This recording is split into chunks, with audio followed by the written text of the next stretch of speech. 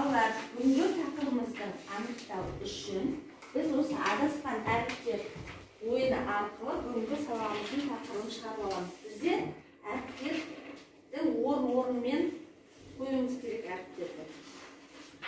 Сол кезде біздің бүгінгі сабағымыздың тақырыбы шығады. Ал кім жауап бергісі келеді? Бірлік. Кімнен басталады?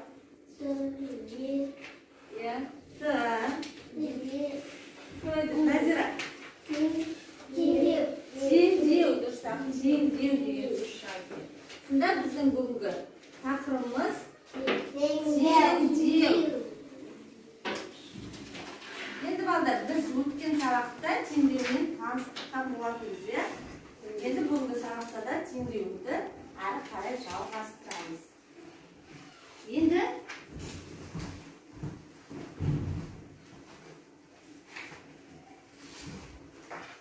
наурыздың 15-інде күннің жадын жазып алайық. Дәптерімізді ашамыз. Әдемі етіп күннің жадын жазып алайық. Наурыздың 15-і дәптерімізді қараймыз.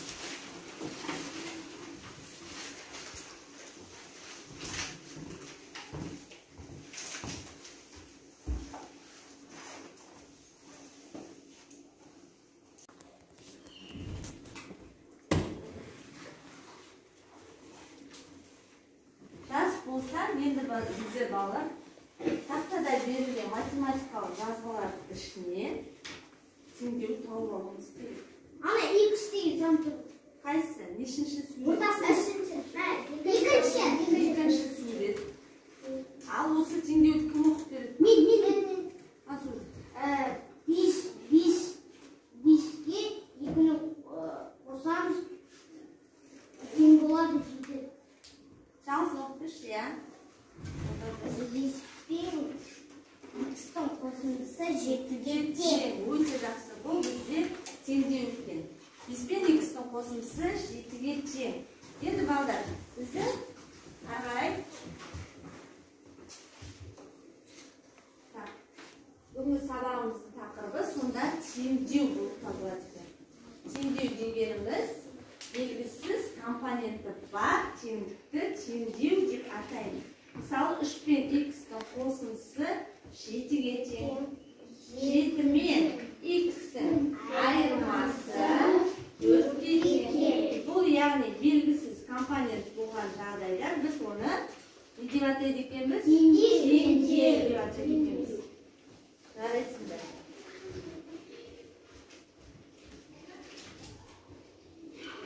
Енді балдар, осы теңдеу ұғымын кеңейту үшін біз қазір бейне жазбамен танысамыз. Бейне жазбаны мұқият қарап алайық.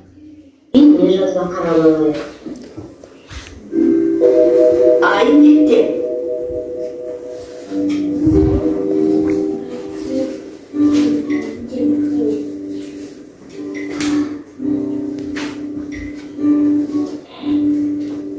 Осында екенсің ғой. Сені таба алмай жүрсем? Аға, қараңызшы.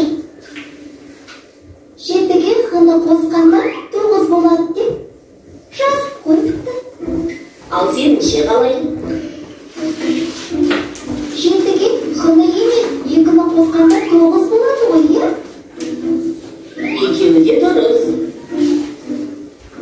Екеуі де х деген сан болар екен. Біріншіден бұл х емес. X деп аталады. Біз оны әліппеден х деп оқыдық қой. Иә, ол әліппеде. Ал математикада X деп оқылады. Онымен белгісіз санды белгілейді. Анау кестелерге қарашы.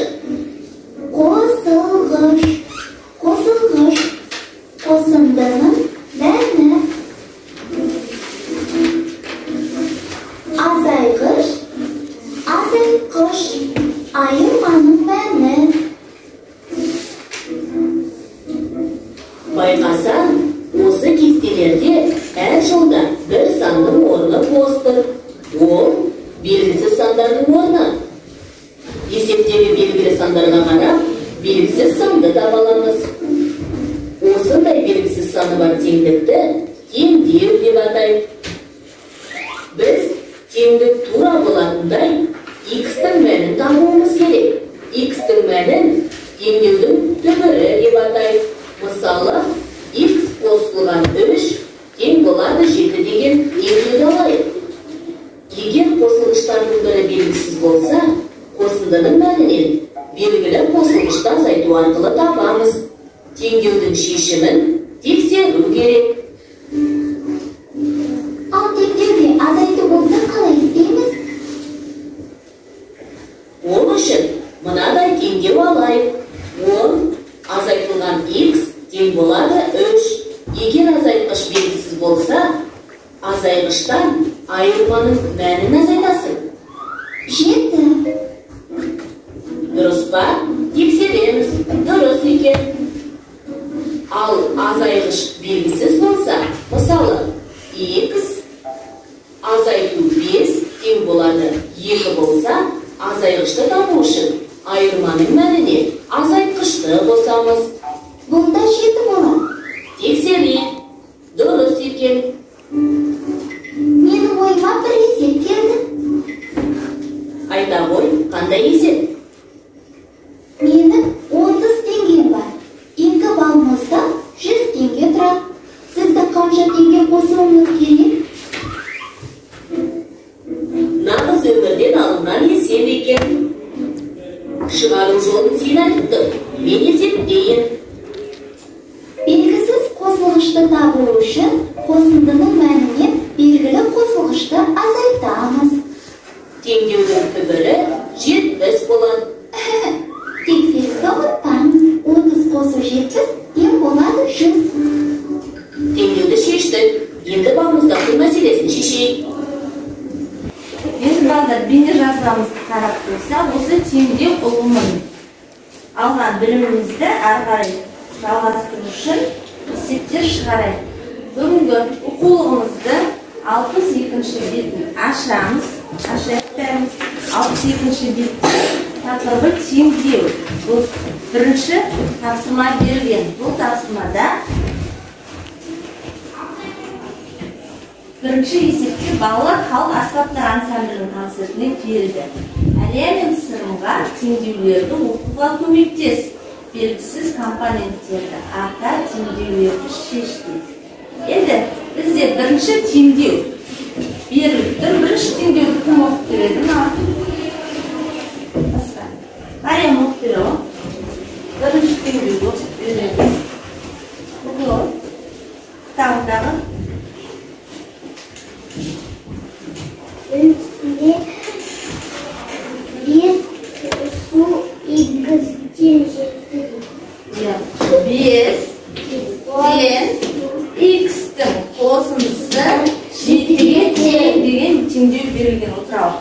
Енді балдар, осы теңдеуді шығару үшін, яғни бізде белгісіз санымыз бар екен. X-ті біз белгісіз сан деп айтатын болдық. Яғни осы x-ті табу үшін, белгісіз санды табу үшін қосындының мәнінен қосылғышты азайтамыз. Енді қосудың компоненттерін есімізге түсірейікші.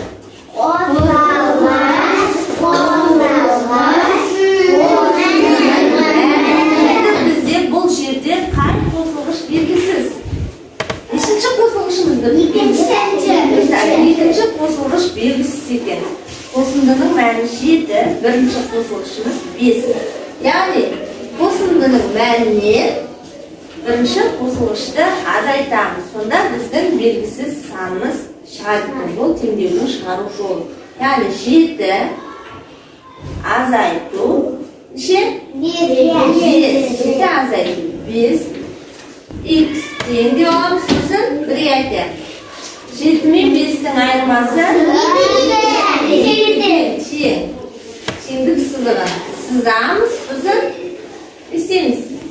Әрі қарай бастапқы қалпында қалайтып, дәл жазып 5 пен x-тің орнына нешені қойып тең болады 7. Енді балдар теңестіріп ұмытпауымыз керек. 5 пен 2-нің қосындысы 7-ге тең. Теңдеуіміздің сол жағы мен оң жағын теңестіруіміз қажет. Сонда 5 пен 2-нің қосындысы сол жағы 7-ге тең, оң жағы 7-ге тең. Теңдеуіміз шықты ма? 7 тең 7-ге. Сонда белгісіз санымыз неше болып тұр? 2 болды. Белгісіз санымыз 2 болды. Енді екінші теңдеуді оқиық. Екінші теңдеуді Назира оқимыз. Келесі бізде берілген X қосу 2 тең 5. X қосу 2 тең 5. Ал бұл жерде нешінші қосылғыш белгісіз? Бірінші қосылғышымыз белгісіз екен. Осы бірінші қосылғышты табу үшін не істейміз? Қосындының мәнінен берілген белгілі қосылғышты азайтамыз десек. Алдымен X тең болады деп жазып аламыз. Яғни қосындының мәнінен белгілі қосылғышты азайтамыз екен. X тең 5 пен 2-нің айырмасы нешеге тең? 3-ге тең. Сосын не істейміз? Я, сызығын сызамыз. Сосын бірінші қарайтып солай жазамыз. X-ті еліміз қоямыз. 3 қосу 2 тең 5. Енді істейміз, не жетпей тұр бізге? 5 тең 5. Яғни теңдеудің сол жағы мен оң жағы теңестіреміз. 3 пен 2-нің қосындысы 5-ге тең, оң жағы 5-ге тең. Сонда теңдеуіміз теңесті. Сонда біздің белгісіз санымыз 3. Түсіндік па балалар теңдеуді? Түсінген болсақ, ары қарай келесі есепті шығарамыз. Келесі есепте бізде екінші тапсырмада осындай теңдеу берілген, оны топтық жұмыс арқылы жасаймыз. Бірінші топқа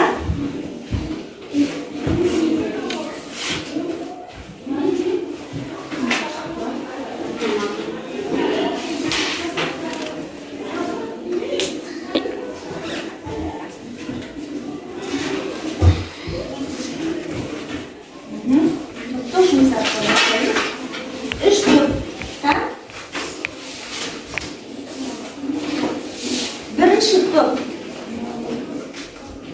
А мен 5-дің айырмасы тең 3-ге. Келесі екінші топ 8 мен бұның айырмасы 3-ге тең, бұл мен 3-дің қосындысы 9-ға тең. Бұл жерде белгісіз сандарды табуымыз керек. Табамыз ба? Жұмыс жасаймыз. 3 топ 3 есепті аламыз. Бірінші топ, екінші топ, үшінші топ. Бәріміз